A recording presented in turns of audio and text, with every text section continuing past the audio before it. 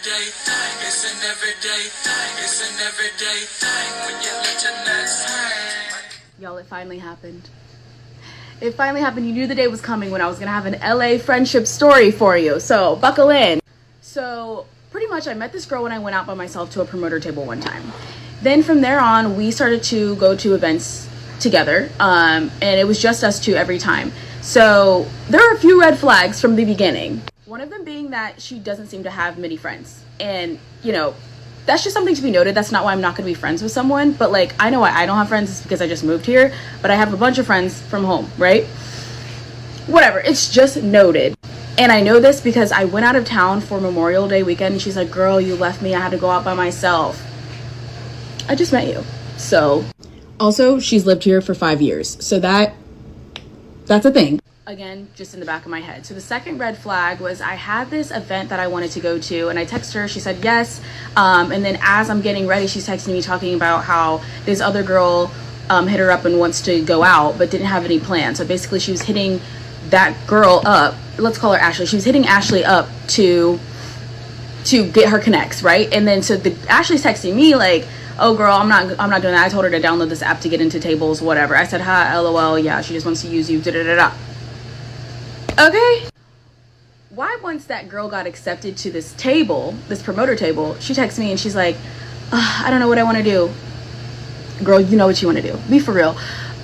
She's like, yeah, but they have dinner there. Like, I really want to eat food, whatever. I'm like, eat at home, question mark? Like, but whatever. Fast forward, long story short, she ended up going with her instead of me. That's fine. I went to the event by myself. I had a grand time.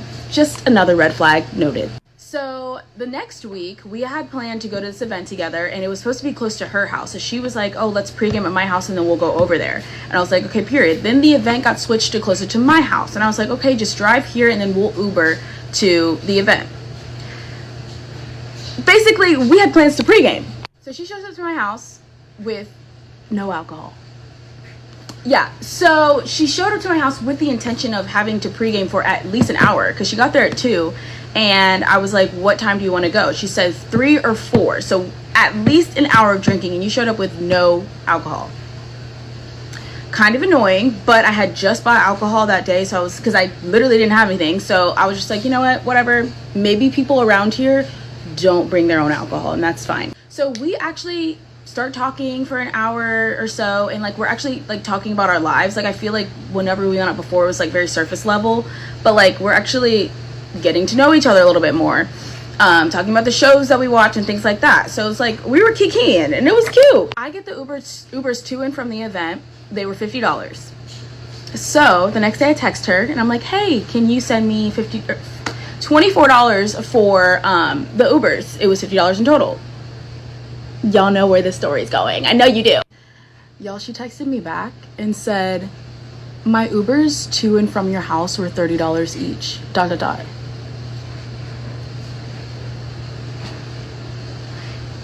Did I imagine her driving into my parking deck and parking in a parking spot and then me walking her up, like, and then watching? And the answer to that is no, I did not imagine it. She drove to and from my house and she just texted me a lie. That's exactly what happened. So I text her back and I said, wait, didn't you drive to my house, ... And then I sent her a screenshot of the like prices of the Ubers. And then I wait, she doesn't respond. I go, if it's an issue, don't worry about it. Because like, okay, it's $24. I'm really not that pressed about it. But hours go by. I'm waiting for her to respond. She doesn't respond. And I said, are we good? Like, I don't want this to be a big thing. Y'all, how about she still has not responded to this day? That was like a week and a half ago. It was $24 that broke the camel's back. $24. Mind you, she's 32. $24. And you know, typically I wouldn't care, but I feel like I've been buying people's Ubers lately and nobody's been paying me back. So I was just like, you know, I'm gonna stand down on this one. Honestly, like if you don't have the money, that's fine. That's all you have to say. But like, damn. Also, even if it did happen, which it didn't, but like, why would your Uber price to and from your house affect what you have to pay me for what I paid for to and from the event? Like, girl. What to do, everyday people, man? It's your boy PJ. We back with another lit video. All right, I'm not from LA, and obviously I don't have a lot of friends, so we don't take Ubers nowhere. You know what I mean? I did Uber somebody one time, Actually, I be Ubering my niece. Shout out to my niece Deja. She got the twins. Y'all know her. I be Ubering her, and I be like, nigga. But anyway, nah, I don't have friends to be going out with. I'll just meet people out, and we just be like, you know. But I think loaning friends. If you want to lose a friend, loan them some money. If you want to lose a friend, loan them some money. Because then once you ask them for that money back, then they got a problem. Because you know they in a financial strain and they trying to come back, get back up. But you like, I mean, it was a loan. But I tell you one thing, never loan money that you need. Never loan money that you expect to get back. Because if you don't expect it back and they pay you back, you be like, oh, shit, I appreciate that. But then if you have to ask for it back, then it becomes an issue. And I don't like having issues with people for over petty stuff, you know? So I don't loan money.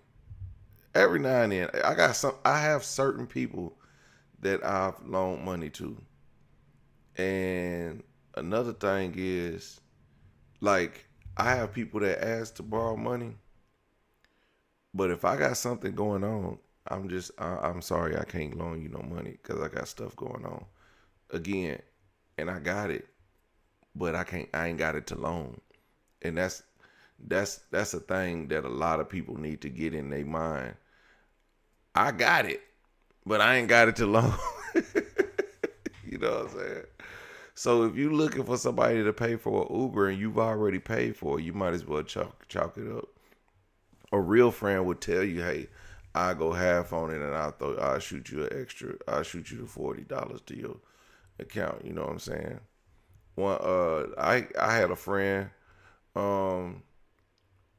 he bought us a room, not like a hotel room, like we had a meeting, so we needed a room at the library. So we rented the room. He paid for it, and he had paid for the last two. And he was like, "Well, y'all gonna help a brother out?" I said, "Oh, you know what?" But I said I was gonna pay him. I forgot to pay him, but he brought it back up. I said, "You know what? I'm sending it right now because we already know." You know what I'm saying?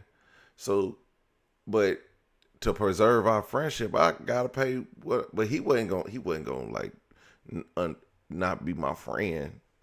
But you know, it still puts a strain on relationships when people owe you money.